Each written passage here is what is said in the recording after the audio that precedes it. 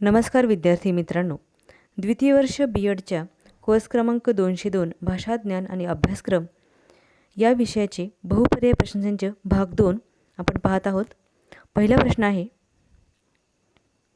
Hilda Taba यांच्या अभ्यासक्रम विकसन प्रारूपातील उद्दिष्टांची निर्मिती यानंतरचा पुढील महत्त्वाचा टप्पा कोणता आहे? हिल्डा टाबा यांचं जे काही प्रतिमान आहे अभ्यासक्रम विकसनाचं, त्यामध्ये वेगवेगळ्या पायऱ्या दिलेल्या आहेत. त्यातील 4 पायऱ्या इथं मी पर्यायांमध्ये दिलेल्या आहेत. आशयाचे संघटन, अध्ययन अनुभूतींची निवड, मूल्यमापन, आशयाची निवड. प्रश्न काय आहे? उद्दिष्टांची निर्मिती यानंतरचा टप्पा काय आहे? तर बरोबर उत्तर आहे आशयाची निवड. उद्दिष्टांची निर्मितीनंतर आशयाची निवड आणि त्यानंतर आशयाचे संघटन असते. पुढील प्रश्न आहे, खालील विधान अभ्यासक्रम आराखड्याच्या कोणत्या तत्वास अनुरूप आहे?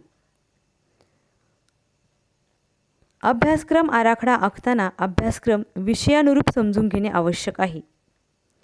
पर्याय आहेत, अभ्यासक्रमाची खोली, आनंददायी अभ्यासक्रम, सुसंगतपणा, प्रासंगिकता. बरोबर उत्तर आहे अभ्यासक्रमाची खोली. विधान काय आहे? अभ्यासक्रम विषयानुरूप समजून घेणे आवश्यक आहे. त्यामुळे बरोबर जे उत्तर आहे अभ्यासक्रमाची डेप्थ, खोली समजून घ्यावी. त्यामुळे अ हा पर्याय बरोबर आहे. पुढील प्रश्न आहे, खालीलपैकी कोणता प्रश्न पद्धतीचा फायदा नाही? अवधान वेधून घेता येते, विचारशक्तीला चालना मिळते, पाठ्यांशाची उजळणी होते, 4 संमिश्र स्वरूप. तर याचं बरोबर पर्याय आहे संमिश्र स्वरूप. हा प्रश्न पद्धतीचा फायदा नाही, कारण संमिश्र स्वरूपामध्ये वेगवेगळ्या प्रकारचे प्रश्न किंवा प्रश्नांचे अर्थ हे विद्यार्थी गृहीत धरू शकतात आणि त्यामुळे चुकीची उत्तरे येऊ शकतात. पहिले 3 जे आहेत ते प्रश्न पद्धतीचे फायदे आहेत. अवधान खेचून घेता येतं, पाठ्यांशी उजळणी होते आणि विचारशक्तीला चालना मिळते. पुढील प्रश्न पाहूयात, खालीलपैकी कोणते चर्चा पद्धतीचे प्रकार आहेत? पहिला आहे गटचर्चा, परिसंवाद, पथक चर्चा. दुसरा आहे कृतीसत्र, बुद्धिमंथन, सेमिनार. तिसरा आहे गटचर्चा, कृतीसत्र, चर्चासत्र. चौथा आहे वरील सर्व. त्याचं बरोबर उत्तर आहे वरील सर्व जे आहेत हे चर्चा पद्धतीचे वेगवेगळे प्रकार आहेत. पुढील आहे, खालीलपैकी कोणता चर्चा पद्धतीचा तोटा नाही? पहिला आहे टोकाच्या मताची मांडणी होते. दुसरा आहे विचार मांडण्याचे स्वातंत्र्य प्राप्त होते. तिसरा आहे नोंदणीसाठी वेळ लागतो. चौथा आहे मुद्दे मांडणीत विसंगती येते. चर्चा पद्धतीचा तोटा नाही म्हणजेच काय? फायदा आहे. तर याचा फायदा काय? चर्चा पद्धतीचा विचार मांडण्याचा स्वातंत्र्य प्रत्येकाला प्राप्त होते, हा फायदा. इथे तोटा नाही विचारले. हे बाकीचे काय आहेत? तोटे आहेत. इथे टोकाच्या मतांची मांडणी होऊन वादविवाद होऊ शकतात, हा तोटा आहे. मतं नोंदणी करायला वेळ लागतो, हा एक तोटा आहे. आणि मुद्दे मांडणीमध्ये व्यक्तिनिष्ठता किंवा विसंगती येऊ शकते, हा एक तोटा आहे. म्हणून बरोबर पर्याय क्रमांक बी असा आहे. पुढील प्रश्न पाहूयात, DIKW प्रतिमान व ज्ञानाच्या शंकूनुसार सर्वात टोकाला कोणता घटक असेल? 4 घटक दिले आहेत पर्यायामध्ये, माहिती, ज्ञान, शहाणपण की कच्ची माहिती. याचं बरोबर उत्तर आहे शहाणपण, विस्डम.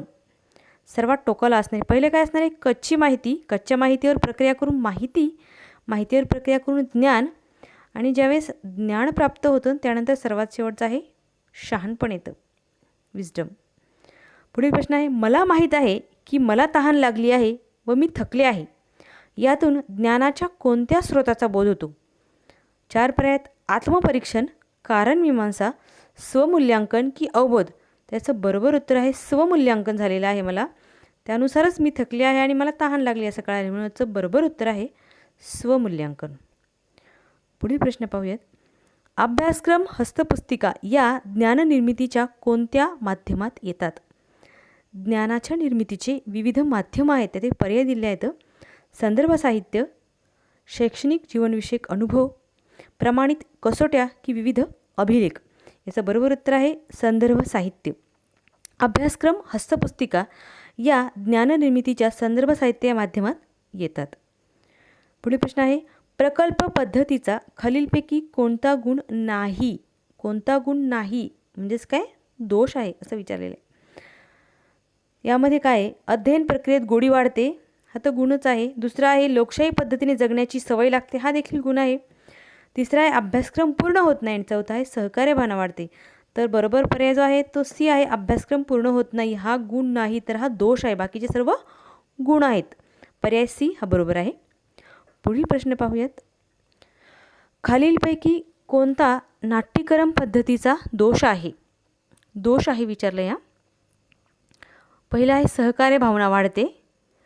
दुसरा आहे मूल्यमापन करणे कठीण जाते. तिसरा आहे कल्पनाशक्तीचा विकास होतो. चौथा आहे निसंकोच वृत्ती वाढते. त्याचं बरोबर जे उत्तर आहे मूल्यमापन करणे कठीण जाते. नाट्यकरण पद्धतीमध्ये मूल्यमापन करणे हे कठीण जाते हा या पद्धतीचा दोष आहे. बाकी सर्व याचे फायदे दिले आहेत. सहकार्याची भावना निश्चित वाढते, विद्यार्थ्यांच्या कल्पनाशक्तीचा विकास देखील होतो आणि निसंकोच वृत्ती देखील वाढते. त्यामुळे पर्याय बी हा बरोबर आहे. पुढील प्रश्न पाहूयात. ज्ञानाच्या चौथ्या पिढीमध्ये कोणत्या घटकाचा समावेश होतो? पहिला आहे छापील साहित्याचा उपयोग. दुसरा आहे आधुनिक यंत्रयुग, रेडिओ, चित्रपट, मुक्त शाळा, दुरुस्त शिक्षण. चौथा आहे इलेक्ट्रॉनिक्स माध्यम, इंटरनेट. ज्ञानाच्या वेगवेगळ्या पिढ्या आहेत, त्यातल्या पिढ्यांमधली माध्यमं दिली. त्याचं बरोबर उत्तर आहे मुक्त शाळा, दुरुस्त शिक्षण हे चौथ्या पिढीमध्ये आहे. आणि पाचव्या पिढीमध्ये काय आहे ते आपण आता पाहतोच आहे. इलेक्ट्रॉनिक्स माध्यमं, इंटरनेट, मोबाईल हे सर्व पुढील पिढीमध्ये येतं आहे.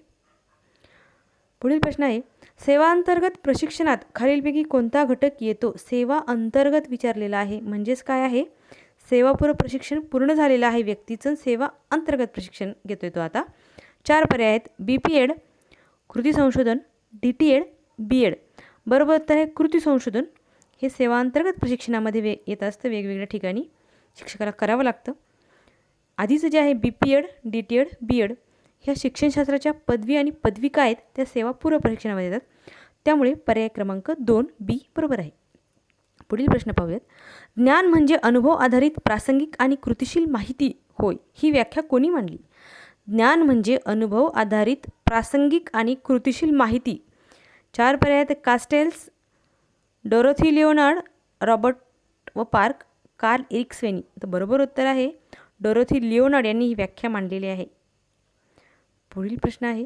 शिक्षणामध्ये गट किंवा समूहाद्वारे अध्यापन केल्याने टिंबटिंब ज्ञानात भर पडते. 4 पर्याय दिले आहेत. भौतिक ज्ञान, विस्तृत आणि स्पष्ट ज्ञान, प्रक्रियात्मक ज्ञान आणि संकल्पनात्मक ज्ञान. आता विद्यार्थी मित्रांनो, याचं जे उत्तर आहे ते मी इथे लिहिलेलं नाही, त्यामुळे ते उत्तर तुम्ही मला कमेंट बॉक्समध्ये कमेंट करायचं आहे. शिक्षणामध्ये गट किंवा समूहाद्वारे अध्यापन केल्याने कोणत्या प्रकारच्या ज्ञानात भर पडते? पुढील प्रश्न आहे. टिंबटिंब ज्ञान हे प्राप्त केलेले ज्ञान असते. निर्मित ज्ञान, अर्जित ज्ञान, भंपक विज्ञान की भ्रमित ज्ञान?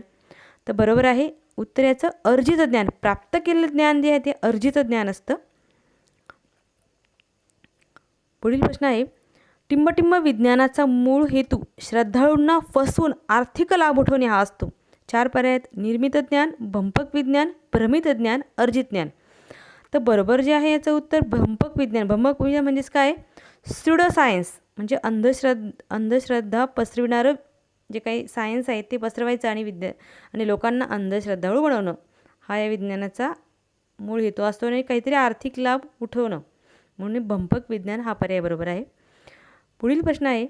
टिंबटिंब कौशल्य वर्तनाच्या समस्या योग्य पद्धतीने आणि जबाबदारीने सोडवून व्यक्तिगत कार्याचे व्यवस्थापन करण्यासाठी उपयुक्त ठरतात. 4 पर्याय आहेत. जीवन कौशल्य, जनकौशल्य, मूलभूत कौशल्य की काठिण्य कौशल्य? याचं बरोबर उत्तर आहे जीवन कौशल्य जे आहेत, जीवन जगण्यासाठी लागणारी जी काही कौशल्य आहेत ती कौशल्य वर्तनाच्या समस्या योग्य पद्धतीने जबाबदारीने सोडवून व्यक्तिगत कार्याचे व्यवस्थापन करण्यासाठी उपयुक्त ठरतात.